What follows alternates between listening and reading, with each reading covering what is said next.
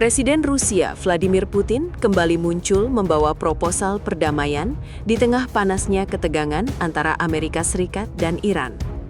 Kali ini, Putin menawarkan solusi yang cukup mengejutkan.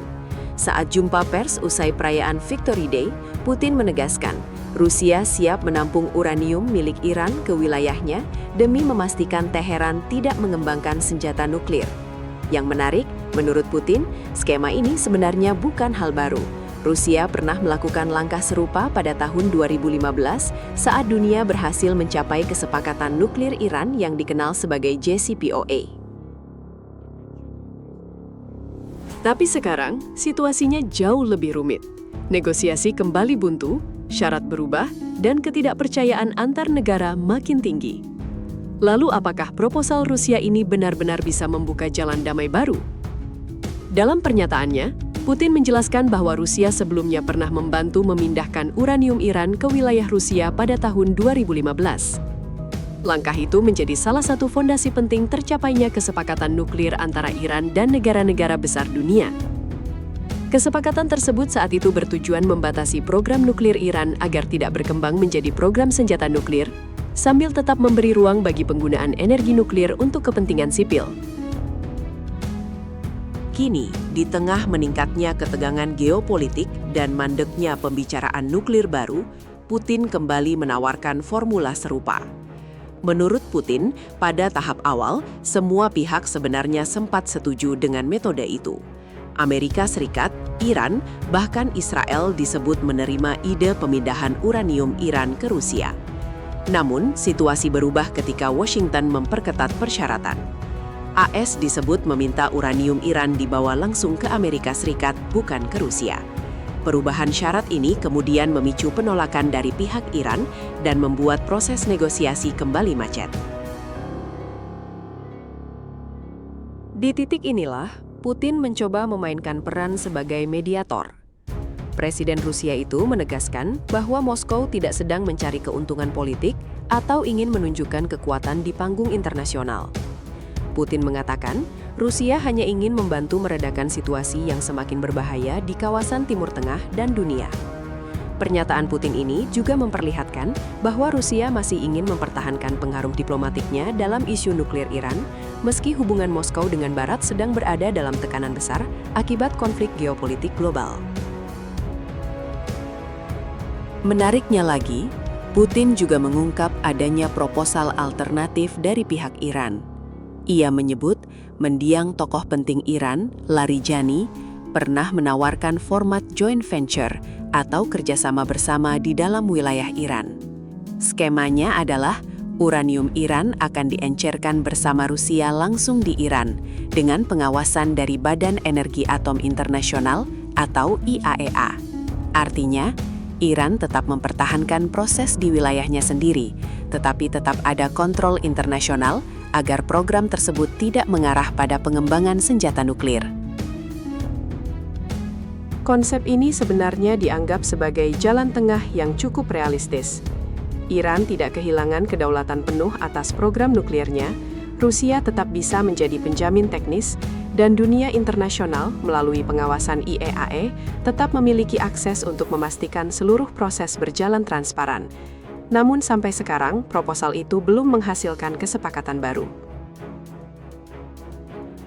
Ketegangan politik, sanksi ekonomi, rivalitas kekuatan besar, hingga faktor keamanan kawasan membuat negosiasi terus menemui jalan buntu. Padahal, isu nuklir Iran bukan hanya menyangkut Timur Tengah. Dampaknya bisa menjalar kemana-mana, mulai dari harga minyak dunia, stabilitas ekonomi global, keamanan jalur perdagangan internasional, hingga resiko konflik militer yang lebih luas. Karena itu, setiap sinyal kompromi dari negara-negara besar selalu menjadi perhatian dunia. Dan proposal terbaru Putin ini menunjukkan bahwa jalur diplomasi sebenarnya belum benar-benar tertutup. Situasi ini penting diperhatikan publik global karena konflik Iran dan Amerika Serikat bisa berdampak langsung pada ekonomi dunia. Jika ketegangan meningkat, harga energi bisa melonjak, pasar keuangan bergejolak, dan resiko konflik regional makin besar. Bahkan negara-negara berkembang seperti Indonesia juga bisa terkena imbas melalui pelemahan nilai tukar kenaikan harga impor energi, hingga tekanan inflasi. Karena itu, setiap upaya diplomasi dan kompromi menjadi sangat krusial untuk mencegah krisis yang lebih besar. Вы знаете, я поделюсь с вами секретами, но они такие относительно секретные секреты. Мы не только предлагали, мы же уже один раз это делали в 2015 году.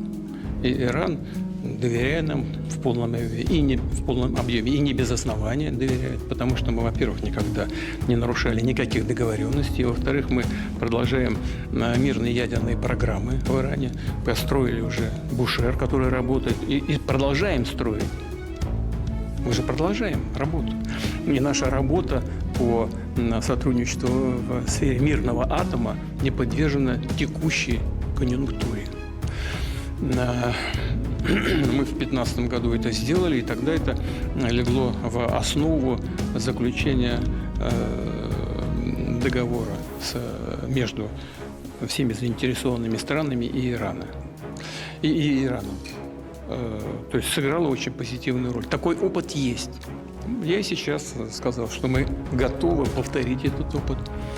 И первоначально, вот это и есть как бы секрет, все согласились. Согласились и представители Соединенных Штатов, согласился Иран, согласился Израиль. Но потом Соединенные Штаты свою позицию ужесточили и потребовали вывоза только на территорию США. После этого Иран ужесточил свою позицию, и мне было сказано, приезжал господин Лариджани, который, к сожалению, ушел из жизни. Очень жаль. Это был человек, с которым можно было вести конструктивный диалог. Он умел слушать, слышал, реагировал на все. И он тогда приехал и сказал: нет, вы знаете, мы тоже изменили свою позицию. Теперь мы не готовы вывозить этот обогащенный уран никуда. Предлагаем России новый формат сотрудничества, создать совместные предприятия, но на территории Ирана. И вместе там разбавлять уран. Я сказал: пожалуйста, мы не против.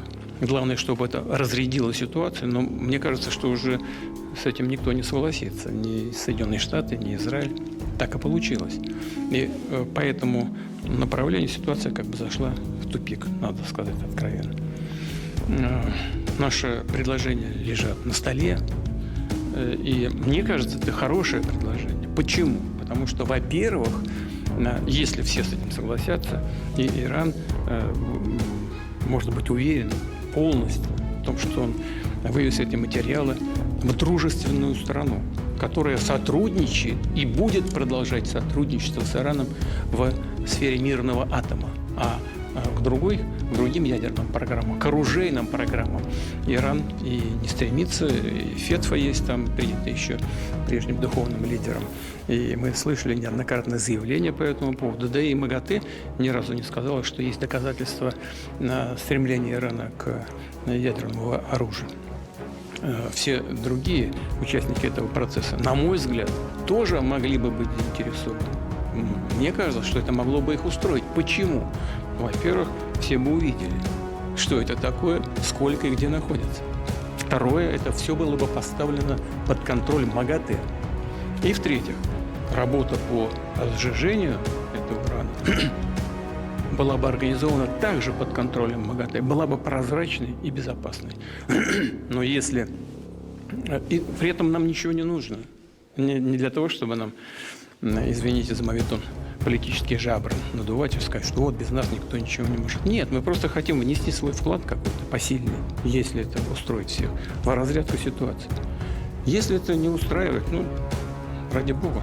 Но мы будем поддерживать любую ситуацию, любое решение, которое выведет из тупика эту позицию и даст возможность двигаться по пути мирного урегулирования. И мне кажется, здесь тоже нюансы, сейчас вот об этом я точно не буду говорить, но компромиссы возможны.